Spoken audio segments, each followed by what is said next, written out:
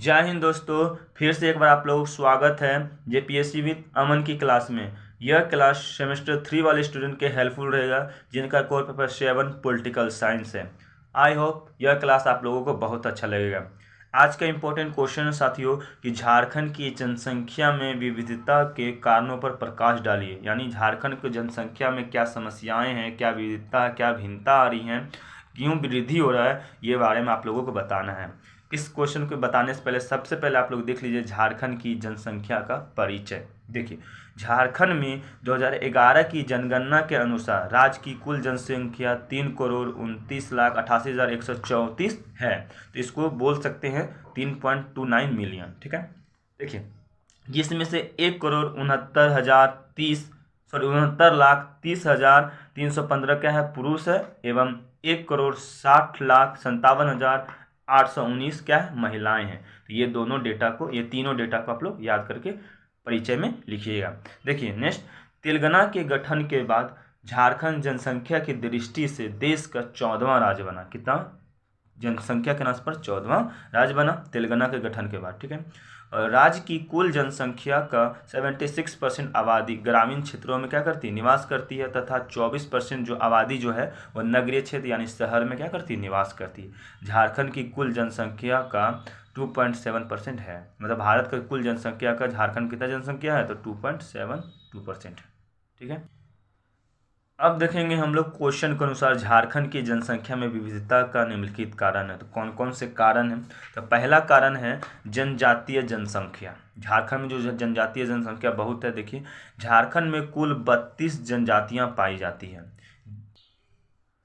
जिनकी जनसंख्या 1,92,425 है। देख सकते हैं कितना बड़ा डेटा है। ठीक है, जो झारखंड की जनसंख्या का 0.7% है। झारखंड में जितना जनसंख्या है उसमें से 0.7 कौन है, 0.72% कौन है, जनजातीय जनसंख्या। ठीक है, इन 32 जनजातियों में से 8 आदिम जनजाति है। झारखंड की आदिम जनजातियों का धर्म जो है वह आत्मवाद है एवं बोंगावाद से समृद्ध है। तो इसका जो धर्म जो होता है वो आत्मवाद होता है और एक क्या होता है, बोंगावाद होता है। इसी कारण से झारखंड में जनसंख्या की विविधता क्या बढ़ती जा रही है। ये पॉइंट एग्जामिनर को इम्प्रेस करने के लिए आप लिख सकते हैं। इनका नेक्स्ट पॉइंट है, देखिए क्या है, धर्म व भाषा के आधार पर जनसंख्या की संरचना क्या है। देखिए, झारखंड की आदिम जनजातियों का धर्म आत्मवाद एवं बोंगावाद है, इससे संबंध रखता है। ठीक है, और झारखंड में पहले स्थान पर कौन है, हिंदू है। याद रखना कौन हिंदू है, जो 68.6% है, तथा दूसरे स्थान पर मुस्लिम धर्म है जो 14.53% है। ठीक है, याद रखना। और ईसाई जो है 4.1% और सिख जो 0.3% है, तथा 13.4% अन्य लोग निवास भी करते हैं। तो इतने सारे धर्म के लोग झारखंड में इतने परसेंट में निवास करते हैं।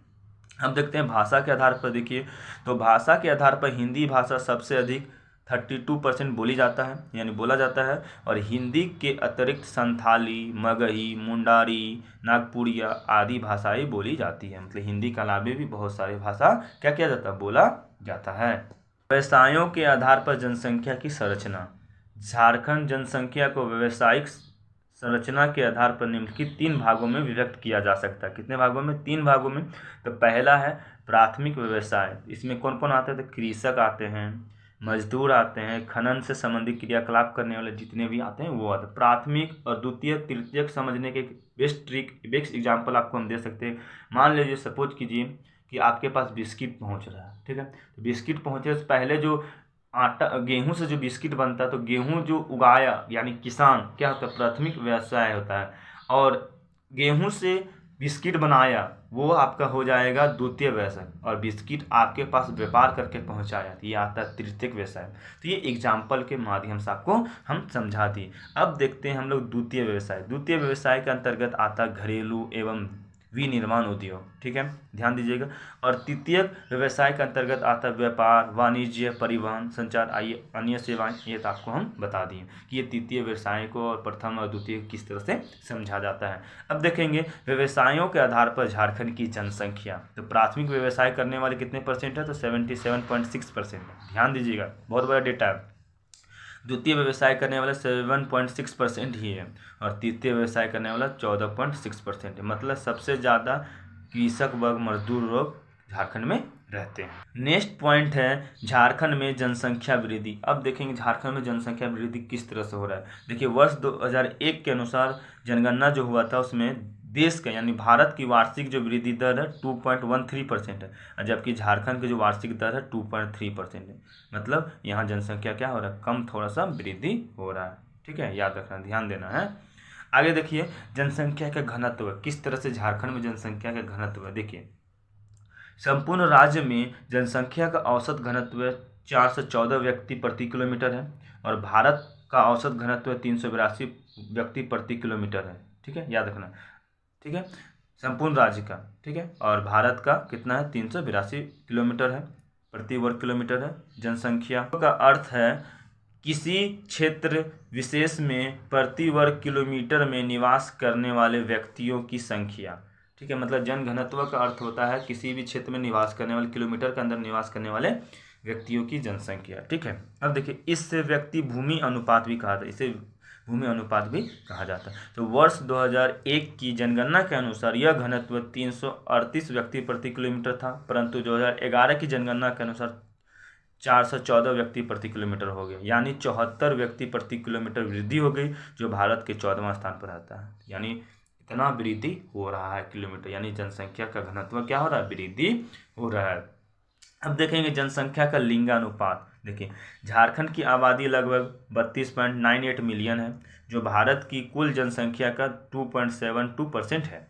ठीक है, याद रखना 2.27% है। यहाँ लिंगानुपात 948 स्त्री प्रति मतलब 1000 पुरुष है, मतलब 948 स्त्री होगा जिसमें से 1000 पुरुष होगा। ये इनका लिंगानुपात है झारखंड का।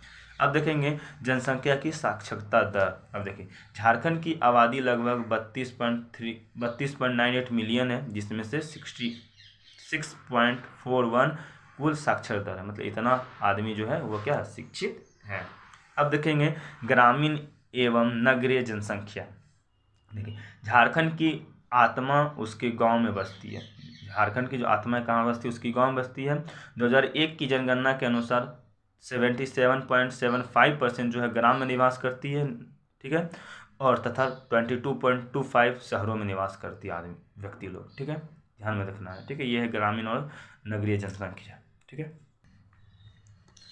उपरोक्त कारणों से झारखंड की जनसंख्या में विभिन्नता यानी वृद्धि हो रही। जितना कारण मैं आप लोगों को बता दी, इसी कारण से क्या हो रहा है, झारखंड में विविधता क्या हो रहा है, जनसंख्या की विविधता बढ़ते जा रहा है। लास्ट में आप लोग निष्कर्ष लिख दीजिए। किस तरह से लिखेंगे कि उपरोक्त संपूर्ण विवेचना से यह स्पष्ट होता है कि झारखंड जनजातियों का क्या है, बहुमूल्य राष्ट्र है। मतलब झारखंड में जनजातियों का राष्ट्र बोला जाता है और झारखंड में जनसंख्या वृद्धि हो रही है। इसका मुख्य कारण आधुनिकीकरण भी है। तो झारखंड में जो जनसंख्या वृद्धि हो रहा है क्योंकि झारखंड में अधिक आधुनिकीकरण हो रहा है।